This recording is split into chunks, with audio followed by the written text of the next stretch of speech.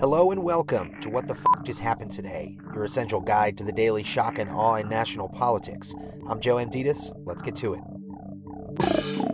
It's Friday, March 26, 2021. Welcome to Day 66. Georgia's governor signed new voting restrictions into law. The overhaul of the state's election laws would impose rigid absentee voter identification requirements, as well as limiting drop boxes, shortening the state runoffs, and expanding the legislature's power over elections. Republican Governor Brian Kemp signed the measure into law just over an hour after the bill passed in both chambers of the legislature, and he called it common sense legislation that ensures Georgia's elections are secure, accessible, and fair.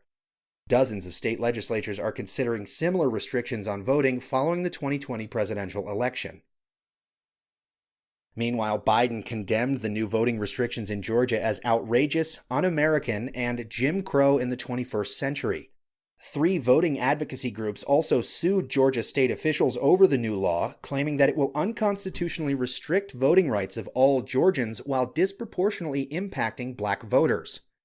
The group said in a complaint, Georgia has a long and egregious history of implementing election laws that hinder black and minority citizens' ability to participate equally in the political process. The defendants include the Secretary of State Brad Raffensperger and 4 members of the state election board. Meanwhile, Dominion Voting Systems filed a $1.6 billion defamation lawsuit against Fox News, alleging that the network intentionally aired false claims that the voting company had rigged the 2020 election in order to boost ratings.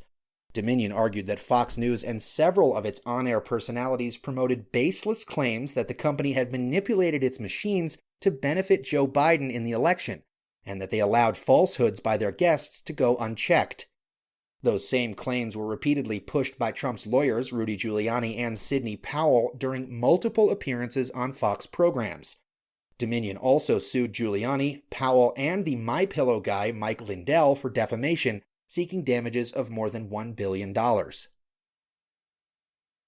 Moving on, CDC Director Dr. Rochelle Walensky warned of another surge in COVID-19 cases as the nation's 7-day average of new cases per day jumped by 7% compared to last week.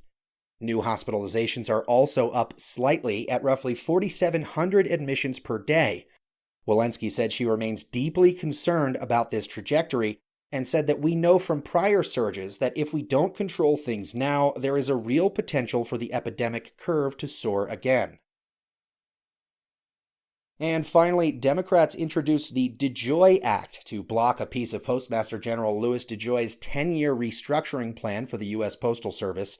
The Delivering Envelopes Judiciously On Time Year-Round Act would prohibit the Postal Service from lengthening mail delivery windows and require that it adhere to current service standards.